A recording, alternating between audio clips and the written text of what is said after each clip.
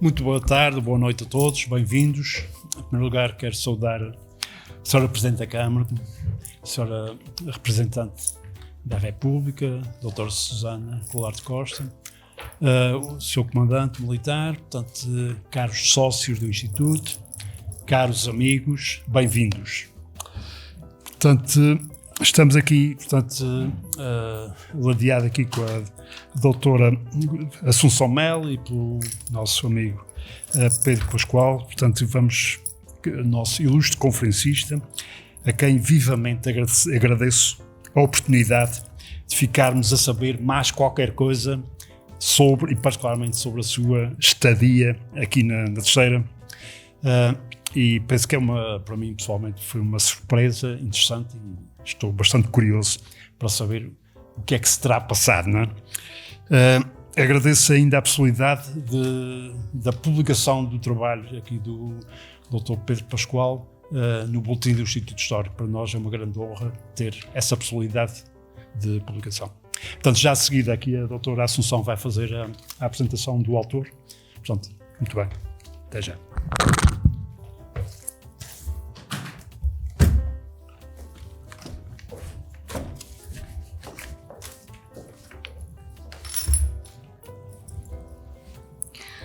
Pedro Pascoal de Melo é investigador nas áreas da História e do Património Cultural, com especial incidência nos Açores. É licenciado em Estudos Portugueses e Ingleses e em Património Cultural e pós-graduado em Património, Museologia e Desenvolvimento pela Universidade dos Açores. Foi investigador do CITAR, Centro de Investigação em Ciência e Tecnologia das Artes da Universidade Católica Portuguesa, e coordenador cultural da Morada da Escrita, Casa Armando Cortes Rodrigues.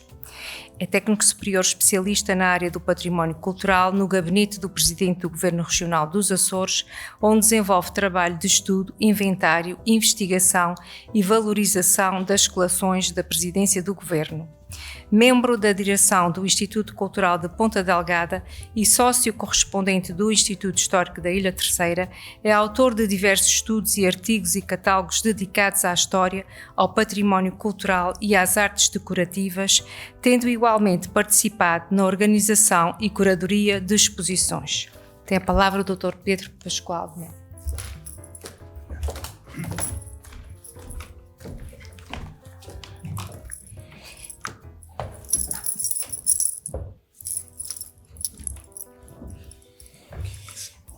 Boa noite a todos. Senhora Representante da República para a Região Autónoma dos Açores, cara amiga, Senhora Presidente da Câmara Municipal de Angra do Heroísmo, Senhor Presidente do Instituto Histórico da Ilha Terceira, minhas senhoras e meus senhores.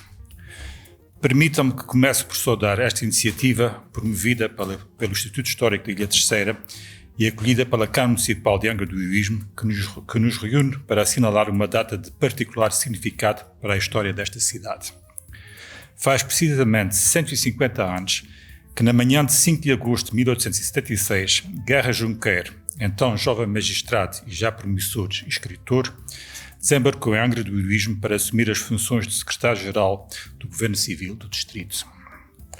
Iniciava-se então um período pouco conhecido da sua vida, marcado por expectativas, contrariedades e circunstâncias que condicionaram profundamente a sua passagem pela ilha.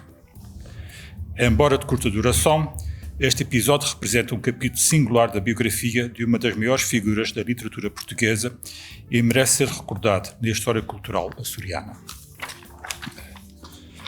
O simbolismo desta sessão é ainda maior pela coincidência da data. Reunimos precisamente no dia em que ocorreu esse desembarque e, além disso, num edifício que fazia parte da paisagem institucional da Angra oitocentista. Não possuímos prova documental de que Guerra Junqueiro tenha estado exatamente nesta sala. Contudo, é difícil imaginar que no exercício das suas funções e na participação na vida pública local não tenha passado por estes espaços de conselho. Encontramos, por isso, num espaço que mantém uma ligação material e simbólica ao contexto onde decorreu essa etapa da sua vida. Ao evocarmos Guerra Junqueiro, pensamos inevitavelmente numa das figuras maiores da literatura portuguesa. Poeta, publicista, ensaísta e homem de ação política, viria a afirmar-se como uma das vozes mais influentes da cultura portuguesa do seu tempo. Em agosto de 1876, porém, era apenas um jovem de 25 anos, recém-licenciado em Direito pela Universidade de Coimbra, que iniciava a sua carreira na administração pública, sem imaginar que essa breve permanência nos Açores haveria de adquirir um lugar próprio na sua biografia. A palestra que hoje partilho, e isto é uma versão, digamos, light, porque com esta umidade e calor tem que ser mais breve, que hoje partilho convosco, aliás, é uma versão revista e ampliada de uma comunicação apresentada em novembro de 2023 na Casa Antero de Cantal, em Vila do Conde, no âmbito das comemorações do centenário da morte de Guerra Junqueiro. Este encontro assumiu um simbolismo particular ao aproximar a memória de Cantal e de Junqueiro, duas figuras maiores da cultura portuguesa que, apesar das diferenças de percurso, temperamento e expressão literária, marcaram profundamente a vida intelectual da segunda metade do século XIX. Na mesma ocasião, reuniram-se investigadores e especialistas, entre os quais Ana Maria Almeida Martins, Fernando de Sousa, Guilherme de Oliveira Martins, Henrique Manuel Pereira e Hugo Pinto Santos. Os textos então apresentados, aos quais tive a honra de me associar, viriam posteriormente a ser publicados pelo Centro de Estudos Anterianos. Desde então, novas leituras e fontes documentais permitiram corrigir algumas imprecisões e aprofundar o conhecimento desse episódio da sua biografia. Pareceu-me, por isso, especialmente oportuno regressar a este assunto no lugar onde decorreu e quando se assinala o 60º da sua vinda aos Açores. É sobre esse encontro entre um jovem magistrado vindo de Coimbra e a sociedade angrense do seu tempo que vos proponho refletir esta noite.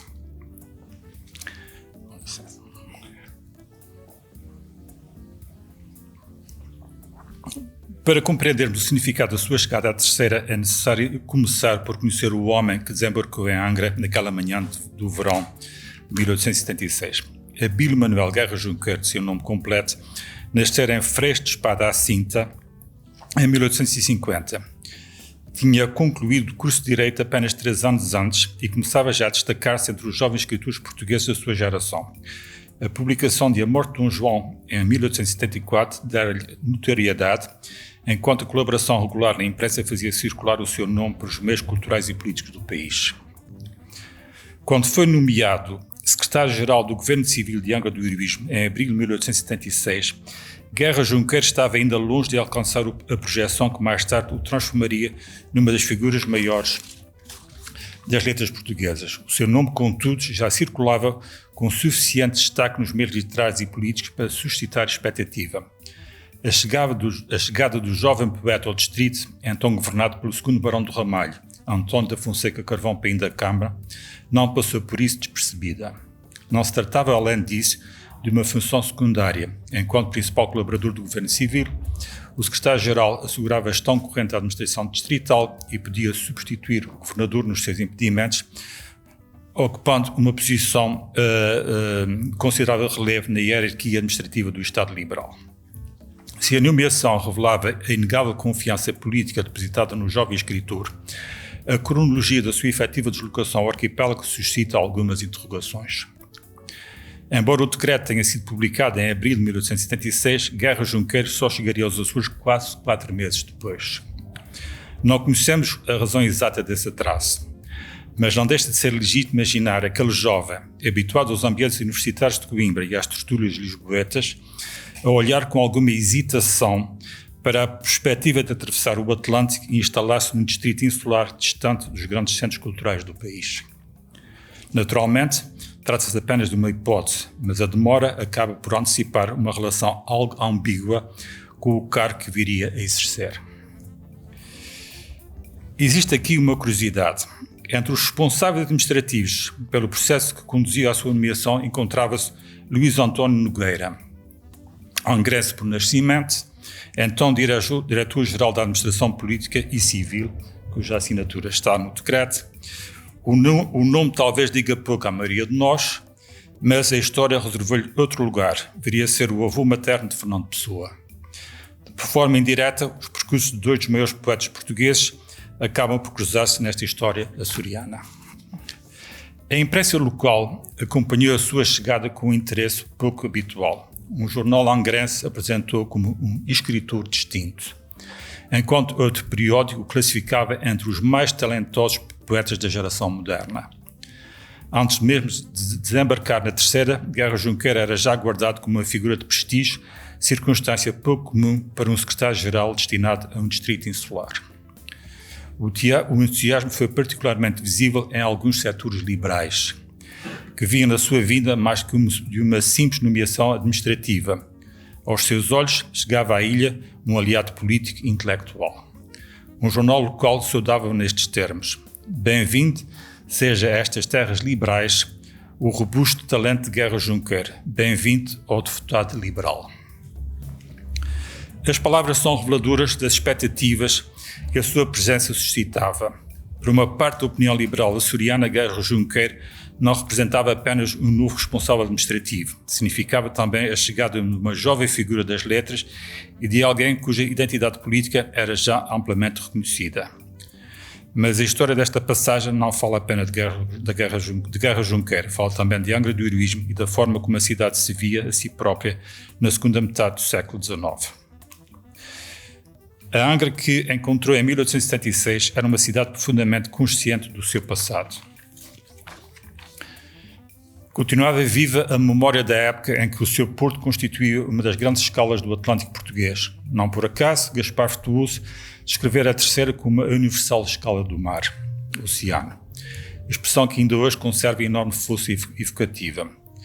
Continuava igualmente presente a recordação dos anos das guerras liberais, quando a cidade se transformara num dos principais símbolos da resistência constitucional portuguesa.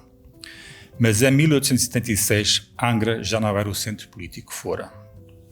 Conservava ainda assim um peso institucional considerável. Seguia sendo sede episcopal, sede de comarca, sede de governo civil e quartel-general da Divisão Militar dos Açores.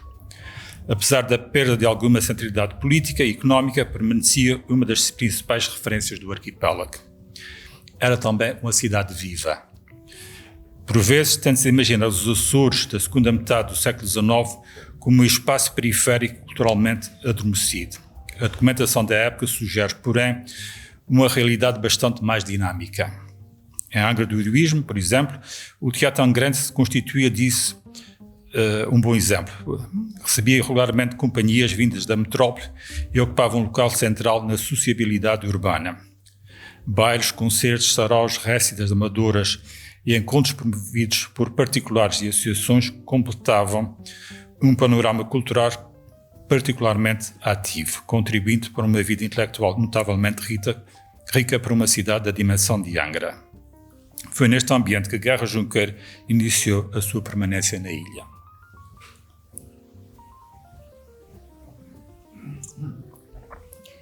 A viagem realizara-se a bordo do paquete Luso, uma das mais modernas embarcações então ao serviço da empresa insular de navegação, que a imprensa açoriana tinha recebido com entusiasmo, destacando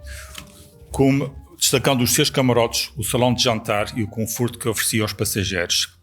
Num tempo em que as ligações marítimas determinavam o ritmo da vida insular, o Luso era mais que um simples navio, era um símbolo de progresso. Após o desembarque, dirigiu-se ao Hotel Terceirense, onde se instalou. Podemos imaginá-lo a subir desde o porto pela rua direita, ainda marcado pelos dias de viagem. Horas depois, perto do meio-dia, encaminhou-se para o antigo Palácio dos Capitães-Generais, onde se encontrava instalado o governo civil, para prestar juramento e tomar posse do cargo, iniciando oficialmente a sua vida açoriana naquele que era um dos principais centros do poder administrativo do distrito. O Hotel Terceirense funcionava então no característico edifício neogótico da Praça Velha, para onde se transferira na sequência do incêndio que destruíra as suas primeiras instalações na Rua de São João. Fundado por Francisco Cabral de Melo por volta de 1868, rapidamente se afirmou como o principal estabelecimento hoteleiro de Angra do Heroísmo, acolhendo viajantes, funcionários públicos e outras personalidades de passagem pela ilha. Alguns anos mais tarde, a viajante norte-americana Charlotte Alice Baker, autora do relato de viagens A Summer in the Azores with a Glimpse of Madeira, publicado em 1882, deixou um retrato pouco favorável do estabelecimento. Considerou unconceivably comfortless and filthy, inconcebivelmente desprovido de conforto e imundo. descrevendo ainda como bolorento e mal cheiroso. Sim, uma explicação é que na entrada do hotel, o dono do hotel aproveitava para fazer um negócio lateral de venda de vinhos, portanto, o que não dava muito bom ambiente à casa. O juízo deve, contudo, ser lido à luz dos padrões culturais da altura. Afinal, trata-se do principal hotel de Angra, numa época em que a oferta de alojamento da cidade estava longe de corresponder às expectativas do conforto de muitos viajantes estrangeiros. Desconhecemos a sensação que Angra causou a Guerra Junqueira nos primeiros dias da sua permanência na cidade, mas é fácil perceber a impressão que ele próprio deixou nos meios que começou a frequentar. Jovem, culto e recém-chegado de Coimbra, integrou-se rapidamente nos círculos de sociabilidade locais. Décadas mais tarde, Luís da Silva Ribeiro, historiador e etnógrafo, recordaria alguns episódios dessa permanência. Embora escritas muito depois dos acontecimentos, as suas observações ajudam-nos a compreender a forma como a memória local conservou a figura do futuro poeta. Segundo o historiador terceirense, reunia-se frequentemente com um grupo de jovens que incluía tanto naturais da ilha como funcionários e profissionais chegados recentemente de Coimbra, Lisboa e outros pontos do país. As conversas prolongavam-se noite adentro, num ambiente que lembrava mais as estruturas estudantis da universidade do que a respeitabilidade de uma cidade administrativa. Silva Ribeiro deixou-nos a esse propósito uma observação particularmente expressiva. Nesses encontros discutia-se tudo, desde as olheiras fundas da vizinha do lado até aos mais transcendentes problemas filosóficos. A imagem é sugestiva. Aproxima-se de um Junqueira ainda jovem, curioso e intelectualmente inquieto, integrado no meio onde a convivência social, a observação do cotidiano e o debate de ideias se cruzavam naturalmente. O historiador conservou igualmente a memória de alguns episódios ocorridos durante a permanência de Junqueira na Terceira. Conta-nos que, durante uma reunião social, o jovem secretário-geral se pôs a recitar versos e, a certa altura, cruzou descontraídamente as pernas. O gesto, aparentemente insignificante aos nossos olhos, bastou para que algum dos presentes o considerasse pouco correto. A circunstância ajuda-nos a perceber a importância que a sociedade angrense atribuía então às normas de etiqueta e às convenções do comportamento. Não menos reveladora é outra história. Numa ocasião, assisti à procissão do corpo de Deus, trajando jaquetão e chapéu coco.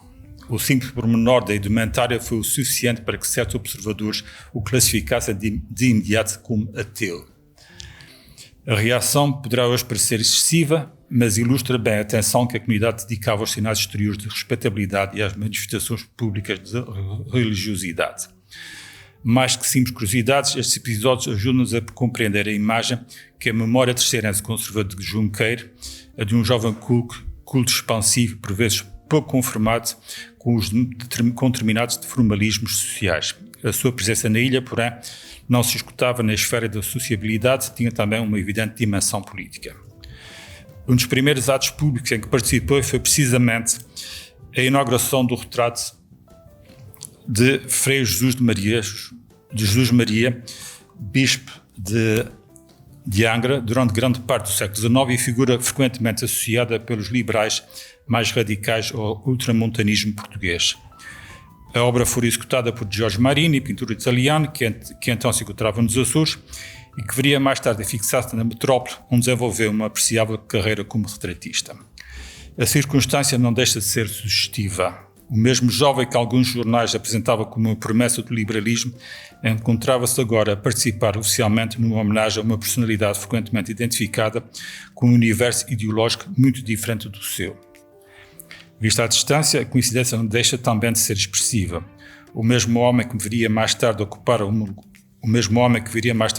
lugar central na tradição anticlerical portuguesa encontrava-se então a participar no exercício das suas funções numa homenagem a uma das figuras mais marcantes do episcopado açoriano-docentista.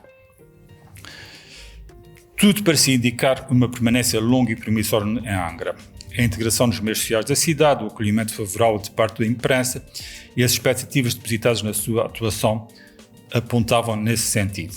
Os acontecimentos tomariam, porém, um rumo diferente.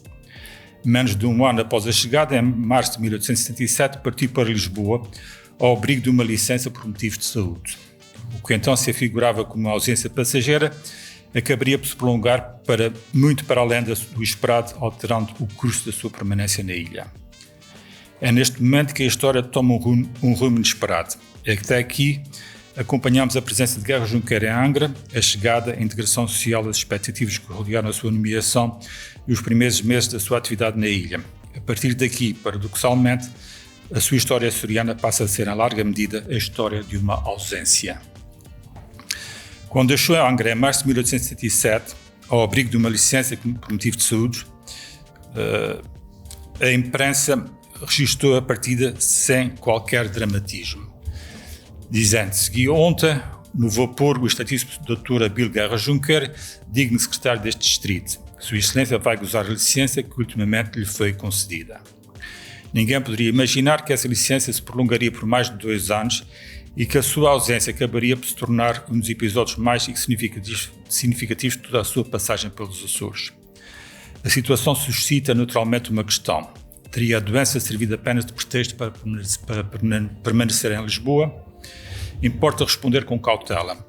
A documentação não autoriza essa conclusão. Os atestados médicos existiram e foram passados por alguns dos clínicos mais prestigiados do país na altura, entre os quais José Tomás de Sousa Martins, professor da Escola Médico-Cirúrgica de Lisboa e uma das figuras mais respeitadas da medicina portuguesa oitocentista, e Lourenço de Almeida Azevedo, igualmente médico de reconhecido prestígio. A doença era real e encontra-se documentalmente comprovada. Por si só, contudo, este facto não explica a duração da licença. Durante a permanência em Lisboa, Junqueira atravessava uma fase decisiva da sua vida. O seu nome conquistava crescente notoriedade, colaborava continuamente ou regularmente na imprensa e consolidava uma carreira literal que em breve o projetaria por um plano nacional. A capital oferecia oportunidades intelectuais, políticas e editoriais impossíveis de encontrar num distrito insular situado a mais de 1000 km dos principais centros de decisão e influência.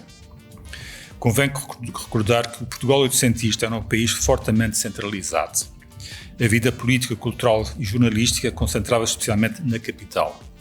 Para um jovem escritor em ascensão, regressar aos Açores significava inevitavelmente afastar-se dos circuitos onde se construíam reputações, carreiras e redes de influência.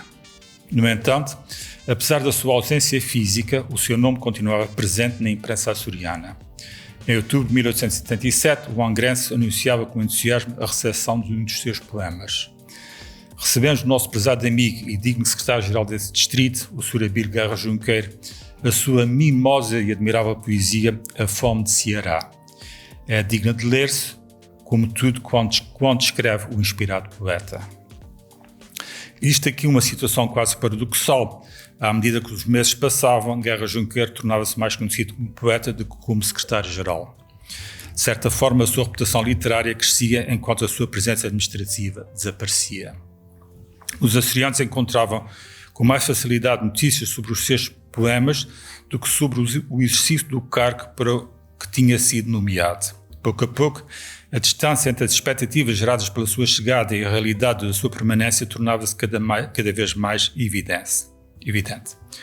Finalmente, em abril de 1879, após 2 anos de ausência, Guerra Junqueira regressou finalmente a Angra. A cidade acolheu com simpatia, sobretudo nos ciclos progressistas. O jovem secretário-geral regressava à terceira já investido de uma notoriedade que ultrapassava as fronteiras da administração pública. Era uma figura literária em ascensão e uma personalidade política que, entretanto, se aproximara das fileiras progressistas. O ambiente que encontrou, porém, não era inteiramente o mesmo de 3 anos antes.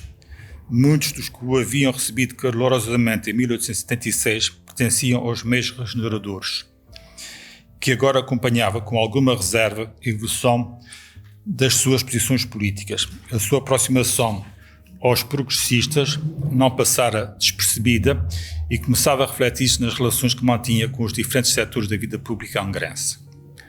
O homem que regressava à ilha era, em vários aspectos, diferente daquele que dela saíra em 1877. Foi precisamente nesse contexto de crescente tensão entre os diferentes campos políticos que teve origem a mais famosa controvérsia da sua passagem pelos Açores, o chamado discurso da travessa da saúde.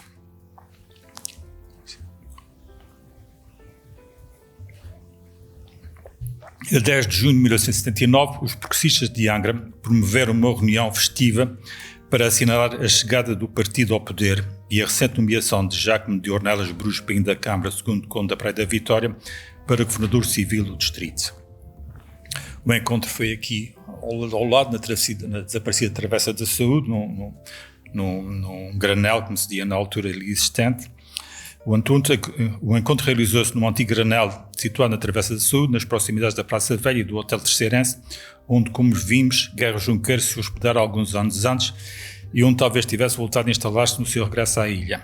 Na ocasião, o poeta pronunciou um discurso de celebração da queda do governo regenerador, aproveitando o ensejo para dirigir críticas aos seus antigos correligionários, especialmente acusando-os de ser despesistas. Uma coisa que hoje em dia também é comum nos nossos discursos políticos. Há nesse episódio um pormenor curioso. O local que servia de palco à principal polémica da passagem de Guerra Junqueiro pela cidade deixou de existir. Da Travessa da Saúde resta apenas as referências preservadas nos jornais da época, permitem reconstituir o cenário onde o poeta discursou perante os seus novos correligionários e acompanhar a controvérsia do seu discurso que o seu discurso desencadeou. As palavras de Guerra Junqueiro foram recebidas com entusiasmo para os progressistas, que nela viram uma clara manifestação de adesão à casa do partido e não hesitaram em saudar o poeta como um dos seus. Do outro lado, os generadores reagiram com dureza, procurando desvalorizar tanto o discurso como o próprio cenário em que fora proferido. Nas páginas da imprensa adversária, nomeadamente o Jornal da Terceira, a reunião foi descrita como tendo decorrida no imundo granel da Travessa da Saúde, qualitativo destinado a ridicularizar o acontecimento e os seus promotores. Mais significativo que a própria polémica partidária foi aquilo que ela revela acerca da forma como os contemporâneos avaliavam a passagem de Guerra Junqueiro pelo governo civil de Angra. Quando, uma semana depois, o mesmo jornal regressou ao assunto, fez questão de esclarecer que a sua crítica não incidia sobre a forma como o secretário-geral desempenhara as suas funções, nem sobre a legitimidade das licenças que beneficiara.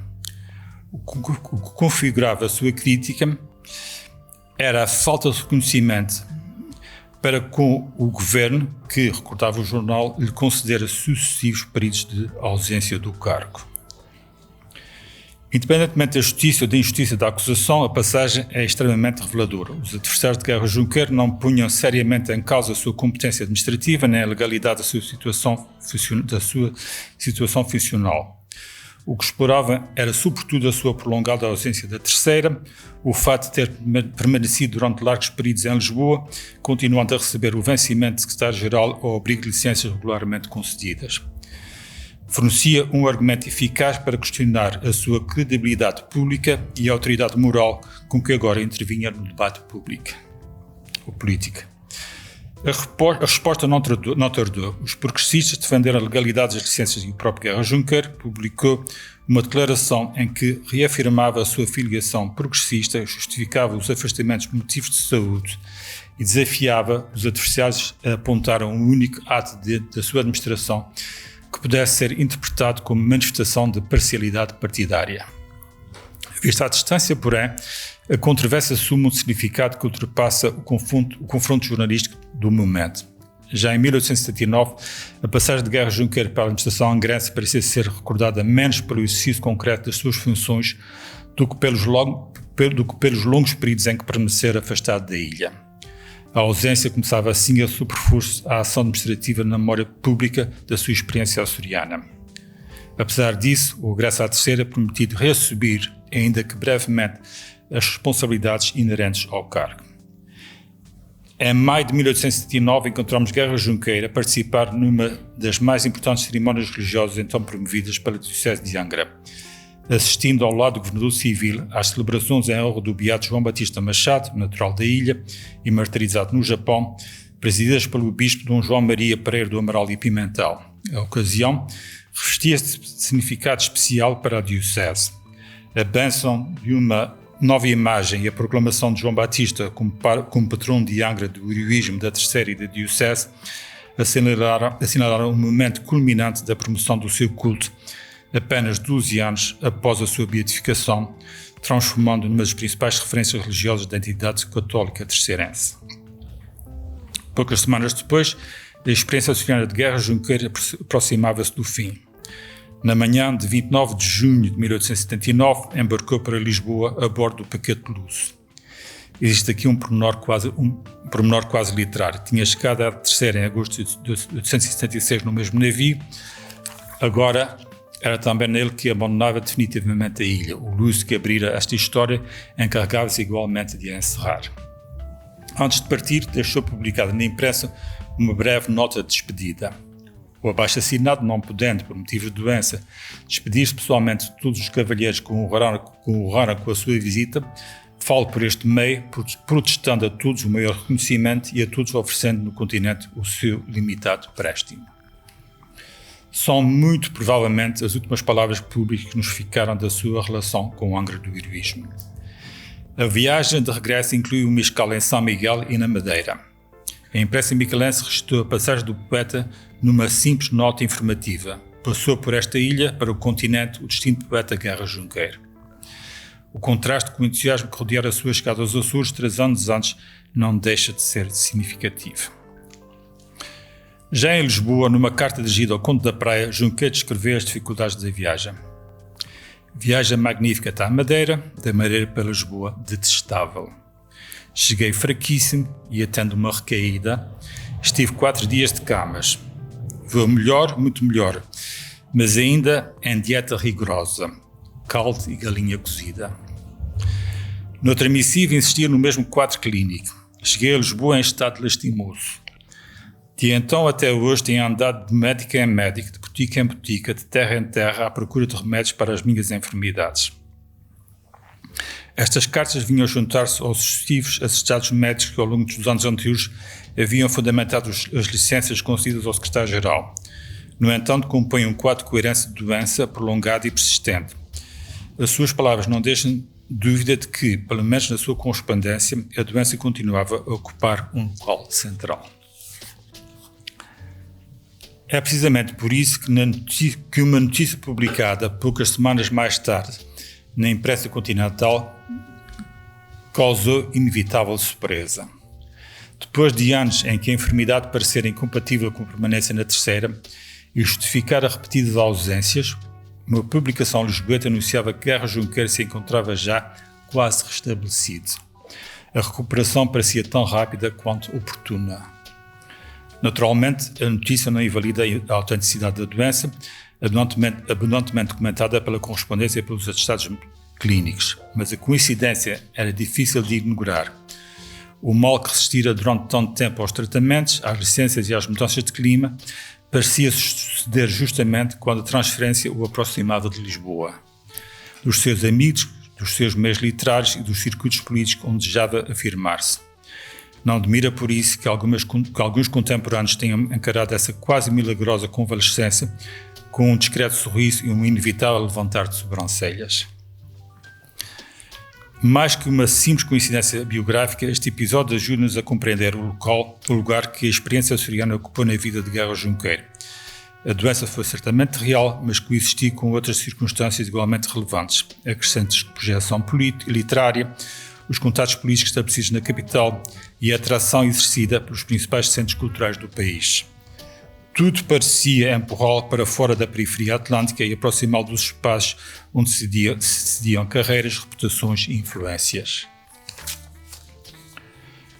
Chegamos assim à questão fundamental desta comunicação. Qual foi, afinal, o significado da passagem de Guerra Junqueira por Angra do Heroísmo? A resposta não é imediata. À primeira vista, nada na sua passagem parece justificar a persistência da sua memória. Não encontramos acontecimentos decisivos associados ao seu nome, nem uma presença suficientemente longa para exercer uma influência duradoura sobre a cidade. E, no entanto, Guerra Junqueira não foi esquecido. Mais que os atos praticados no exercício do cargo, foram as circunstâncias da sua permanência em Angra que permanecem na memória coletiva. A doença, as sucessivas licenças, as ausências prolongadas, os discursos, as polémicas e a crescente notoriedade literária acabaram por se superpor à rotina administrativa. Curiosamente, os episódios que a memória concebeu não foram os grandes assuntos do governo.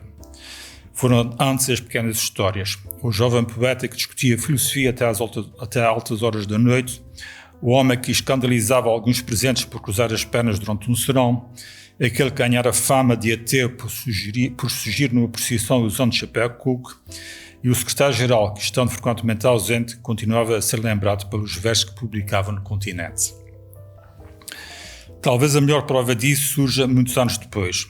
Quando se comemorou o centenário do seu nascimento em 1950, os cronistas angleses procuraram recordar a sua passagem pela cidade e encontraram relativamente poucos feitos dignos de evocação. Continuavam a falar sobretudo das ausências, das licenças e das partidas. A memória coletiva já tinha feito a sua escolha. De certa forma, cruzavam-se então duas trajetórias. Por um lado, a de uma cidade consciente da sua relevância histórica, cultural e institucional. Por outro, a de um jovem escritor que caminhava rapidamente para a notoriedade nacional e que procurava afirmar-se nos principais centros políticos e intelectuais do país. O encontro aconteceu, foi real, mas foi breve e ficou incompleto. Quando desembarcou na Terceira, na manhã de 5 de agosto de 1876, poucos poderiam imaginar que a sua presença efetiva na ilha seria tão curta. Menos ainda que 150 anos depois continuaríamos reunidos para refletir sobre o significado desta passagem. Contudo, é precisamente aí que reside a singularidade desta história. As expectativas foram maiores que os resultados, a presença foi mais breve do que muitos desejavam, a influência direta foi menor do que se supunha, mas a memória recusou o esquecimento. Talvez porque algumas figuras históricas se tornam importantes não apenas pelo que fizeram, mas também pelas expectativas que despertaram, pelas possibilidades que representaram e pelas interrogações que deixaram por resolver. Entre a chegada promissora de 1876 e a partida discreta em 1879, ficou um encontro inacabado entre os Açores e um escritor que procurava o seu lugar no mundo. Não produzia obra poética, não produzia obra pública que alguns esperavam, nem poética, não há conhecimento de poemas aqui na Terceira. Não transformou profundamente a vida local, mas deixou um conjunto de histórias, imagens e memórias suficientemente fortes para atravessar gerações. Talvez essa seja, afinal, a melhor forma de resumir a sua experiência açoriana. O encontro foi breve, mas não foi irrelevante. Antes de terminar, quero renovar os meus agradecimentos ao Instituto Histórico da Ilha Terceira, à Câmara Municipal de Angra do Heroísmo pela organização e pelo conhecimento desta iniciativa. Quero igualmente expressar os meus profundos agradecimentos a Jorge Forjares, Guilherme Reis Leite, António Maria Mendes e Alzira Silva. A Jorge Forjares, Guilherme Reis Leite e António Maria Mendes agradeço a generosidade com que partilharam o seu conhecimento e os valiosos contributos que deram a esta investigação. A Alzira Silva, da Biblioteca Pública e Arquivos Regional Luís da Silva Ribeiro, agradece o incansável apoio na investigação documental. Sempre que não me é possível estar presente na ilha, muitas vezes os meus olhos no arquivo, excedendo constantemente as minhas expectativas para disponibilidade, dedicação e rigor com que acompanha as pesquisas. A todos eles deixo o meu sincero reconhecimento. Agradeço por fim a vossa presença e a atenção com que acompanharam esta palestra. Muito obrigado.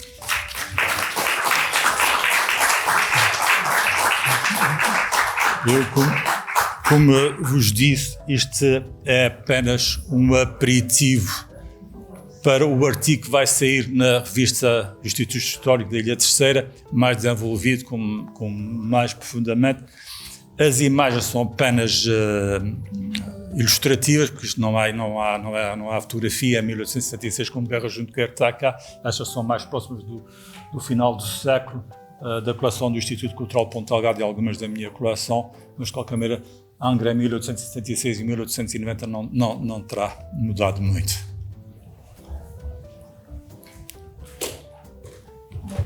Em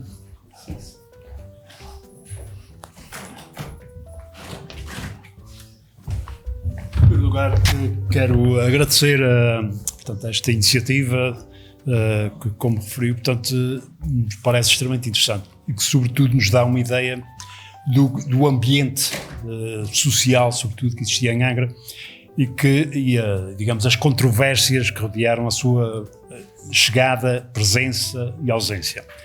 Portanto, acho que foi, sinceramente, agradeço muito em nome do Instituto de História e penso que foi uma oportunidade interessante de termos uma ideia, obviamente, para desenvolver sobre o que era a Angra neste período.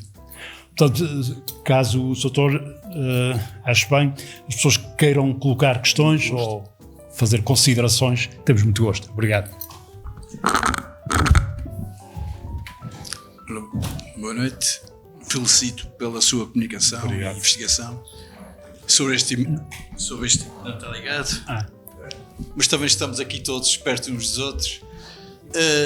Eu gostaria que me confirmasse se na primeira, quando eu esteve cá pela primeira vez, 76, 77, o principal testemunho, embora a posterior, muitas décadas, do Dr.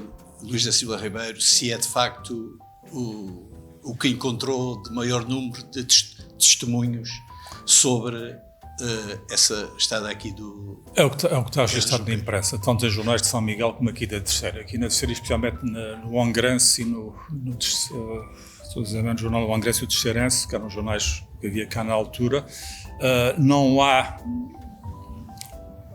As atas do Governo Civil não existem. Hoje apareceram, hoje mais uma vez fui para o arquivo trabalhar e apareceram no arquivo do Conde da Praia quatro autógrafos de Guerra Junqueiro, dois simples bilhetes sem interesse, mas duas cartas muito interessantes escritas já quando ele está em Lisboa em 1879, onde ele dá conta ao Conde da Praia que a viagem foi terrível e põe lá parte de alguns fatos políticos e de algumas coisas. Mesmo no arquivo do Guerra Junqueiro não encontrei nada.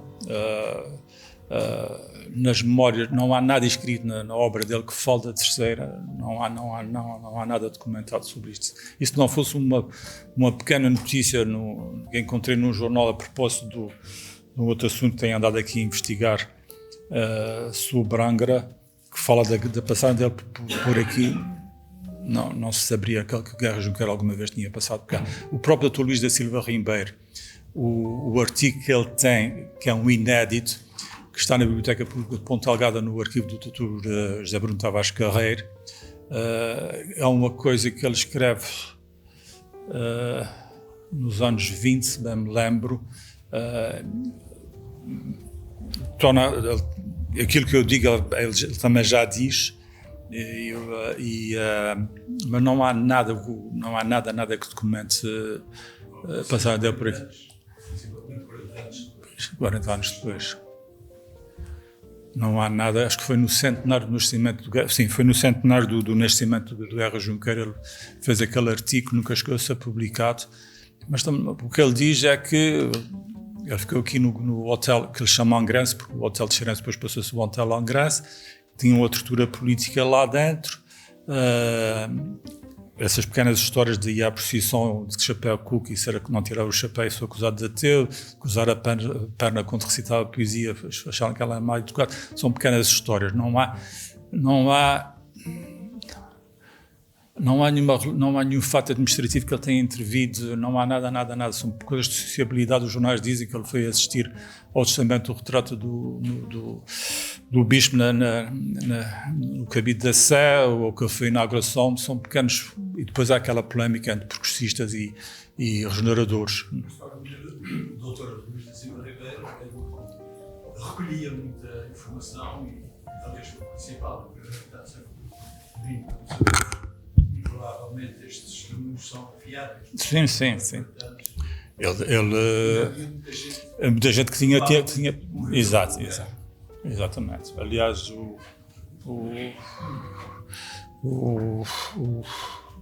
ele nessa pequena nota fala de um ou dois nomes das pessoas que reuniam nas tertúlias no hotel aqui, no Hotel Terceirense.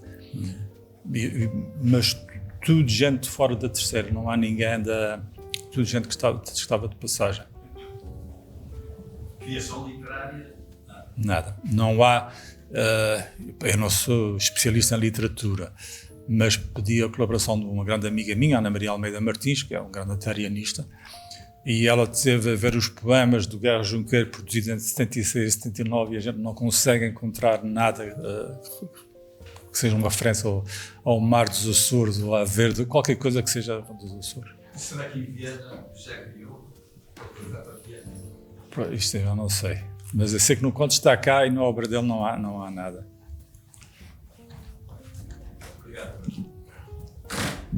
Boa noite. Posso fazer só um comentário? E vou pedir o perdão do Sr. Cônego João Maria Mendes. Eu acho que a recuperação milagrosa está explicada pela presença dele com o Beato João Maria Machado. Claro, foi uma intervenção divina. Não, é preciso ver. Um rapaz novo, 25, 26 anos, saído das tertúlias da Universidade de Coimbra, habituado no meio, a Lisboa, não sei mais o quê, vem desterrado aqui para os Açores. Isto era periferia para periferia. O primeiro cargo político que ele teve, o primeiro trabalho, vem para aqui de coisa. Ele chegou aqui e disse: quis fugir. E a primeira coisa que fez foi arranjar um atestado médico que foi para Lisboa. E eu tenho a certeza que ele só volta para cá quando ele já sabe que vai ser colocado em Viana do Castelo. Aliás, há uma notícia no jornal cá que diz que ele possivelmente irá ser colocado em Viana do Castelo. O facto é que ele regressa só quando já sabe terá já sabido da colocação em Viana do Castelo. Está aquele que há uns mesinhos para fechar os negócios ou a casa, vai para Lisboa, continua doente, ele devia ser um bocado de hipocondríaco, desconfio, mas há um jornal de cada terceiro e outro de Lisboa que diz que passado umas semanas já estava bom. Parece. Já vi muitos. Isto aqui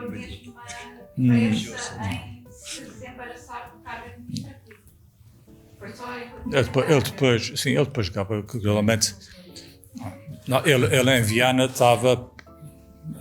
A uma hora, nem sequer uma hora do Porto, e eram mais umas horas a Lisboa. Não tinha que apanhar uma viagem de barco de dias até Lisboa, que a gente me vê nas cartas do Conde da Praia, não eram viagens agradáveis.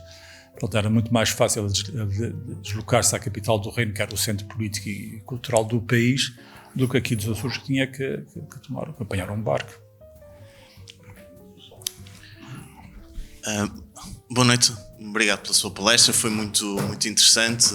Estava longe de descobrir que no meu período de férias, na minha terra natal, ia fazer uma viagem no tempo. E eu ia lhe pedir para satisfazer a minha curiosidade literária e profissional. Literária, para lhe perguntar, já nos disse que não havia referências à produção literária neste período em que esteve cá. Ele tem produção literária, mas nada que refira os Açores. Ele continua a produzir poesia e escrever, não sei, mas não há nada que... A gente não encontra um poema que tenha um bocadinho de inspiração dos Açores. Pois, até porque a obra dele é muito introspectiva e, portanto, até este espaço sereno aqui no meio do Atlântico poderia convocar essa produção. E a minha curiosidade profissional, eu sou médico, já vi muitos destes casos, enfim, de baixas prolongadas, ausências e que muito oportunamente se recuperam após um regresso à sua terra. Nós sabemos que maleitas eram essas, enfim, de que é que padecia o homem, ou isso está, enfim, esquecido? Não, tinha uma doença de furo gástrico, isso sabe-se. E quem lhe passa os atestados médicos são duas das grandes autoridades médicas do país na altura. O Sousa Martins, toda a gente conhece, o médico que tem estado em frente à Faculdade de Medicina em Lisboa, no Campo de Marte da Pátria, que tem fama de santidade. E o outro é um professor da Universidade de Coimbra, que foi presidente da Câmara de Coimbra, etc. São duas. Eram do mesmo partido político dele. Bom, seriam uns atestados. Já vi muitos desses também. Mas o facto é que ele teve uma doença de furo gástrico que terá gravado aqui em Angra. Não gostou das lapas, se calhar, ou qualquer coisa assim. Pode ter sido essa maleita. Felizmente nós não padecemos do mesmo mal. Mais questões? Eu convido depois a ler o artigo é muito mais desenvolvido, tem citações de jornais, tem mais uma série de coisas. Isto, claro, tem que ser uma coisa mais leve, com esta umidade e com este calor, ninguém pode ficar aqui muito tempo a ouvir isto, já foi suficientemente longo. Mas se calhar, ainda hoje, como eu digo, encontrei duas cartas interessantes no arquivo, pode ser que apareçam mais coisas no entretanto.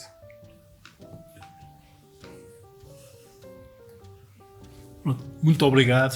Eu agradeço. Agradeço novamente à senhora Presidente da Câmara e a todos presentes. Pronto, já agora aproveito para informar que amanhã vamos ter uma sessão aqui também de lançamento de uma versão em inglês do trabalho de doutoramento da Assunção Melo. Por isso, é também às 20 horas, se tiverem alguma disponibilidade seria interessante. Estão convidados. Muito obrigado e até amanhã.